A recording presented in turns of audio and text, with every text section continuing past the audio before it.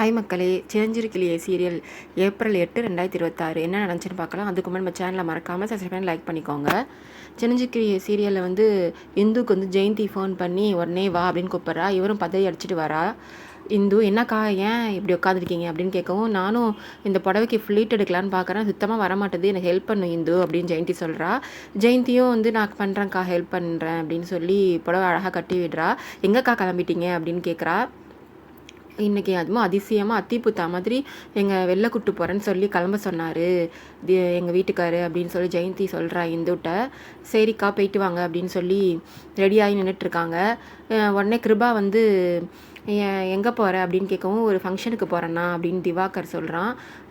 போகும்போது தனியாக போவாத, கருணாவை கூப்பிட்டு போ அப்படின்னு சொல்லி கிருபா சொல்லவும் சரிண்ணா அப்படின்னு சொல்கிறான்.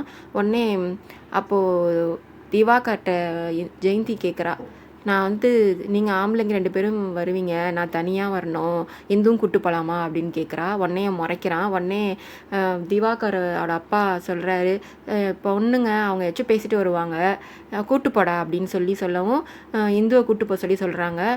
உடனே திரும்பவும் பார்த்து முறைக்கிறான் ஜெயந்தியை. எல்லோரும் போகிறாங்க ஃபங்க்ஷனுக்கு, பெயர் சூட்டு விழா ஃபங்க்ஷனுக்கு போகிறாங்க.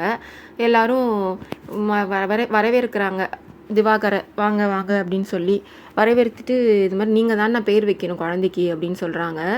அங்கே உட்காந்துருக்காங்க 2 பேர் பேசிக்கிறாங்க, 2 ஜென்ட்ஸு பேசிக்கிட்டு இருக்காங்க. இது மாதிரி இவனுக்கு என்ன புது வாழ்வாக இருக்குது, எல்லோரும் இவனுக்கு இவ்வளோ மரியாதை கொடுக்குறாங்க அப்படின்னு சொல்லவும், இளைஞர் அணி படை கிடச்சிருக்கு, எல்லாம் அந்த கிருபாவால் தான், அவன் தம்பிக்கு வாங்கி கொடுத்துட்டான், நமக்கு நம்ம சைடில் கிடைக்க வேண்டியது அப்படின்னு சொல்லி பேசிகிட்டு இருக்கும் போது உடனே பேர் வைக்க கூப்பிட சொல்லவும், இவன் திவாகர் குழந்தைய தூக்கி பேர் வைக்கலான்னு போகிறான்.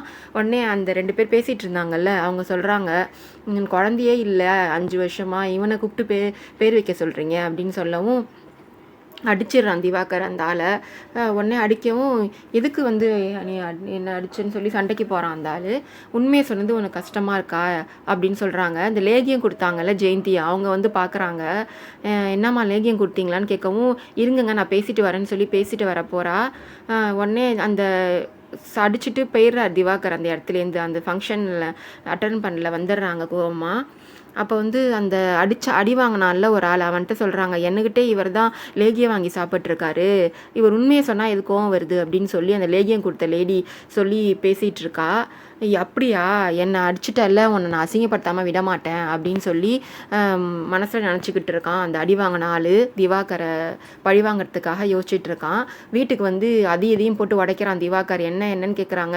எல்லாம் இவளால் தான், இவளுக்கு குழந்தை பாக்கியம் இல்லைன்ட்டு எல்லாம் ஒரு மாதிரி போகிற இடத்துல வர இடத்துலாம் ஒரு மாதிரி பேசுகிறாங்க, எல்லாத்துக்கும் காரணம் ஜெயந்தி தான்ற மாதிரி திவாகர் பேசுகிறான். உடனே இந்து சொல்கிறா, இந்து வந்து எல்லாத்துக்கும் வந்து ஜெயந்தி அக்காவே காரணம் சொல்லாதீங்க, ஆம்பளைங்களுக்கும் ஏதாச்சும் ஒரு ப்ராப்ளம் இருக்கும், ஜெயந்தி அக்காவே இதுக்கு எல்லா பிரச்சனைக்கும் வந்து காரணம் கிடையாது, அவங்க மேலே எந்த ப்ராப்ளமும் இல்லை, அவங்க எல்லா டெஸ்ட்டும் பண்ணிட்டாங்கன்ற மாதிரி சொல்கிறா. உடனே கிருபா வந்து அதட்டுறான், ஏய் வாய மூடு அப்படின்னு சொல்லவும், எங்கள் வீட்டில் ஆம்பளைங்களுக்கெல்லாம் எந்த பிரச்சனையும் வந்ததில்லை, நாங்கள்லாம் சிங்கம் மாதிரி அப்படின்னு சொல்லிட்டு கர்நாடகா சொல்கிறான். உன் பொண்டாட்டியை வந்து வாயடக்கி பேச சொல்லு, எப்பப்போ எங்கெங்கே என்னென்ன பேசணும்னு தெரியலை, அதுக்கப்புறம் நான் ஒரே மாதிரி எப்பயும் இருக்க மாட்டேன் அப்படின்னு வந்து கர்நாடகா திட்டுறான் கிருபா.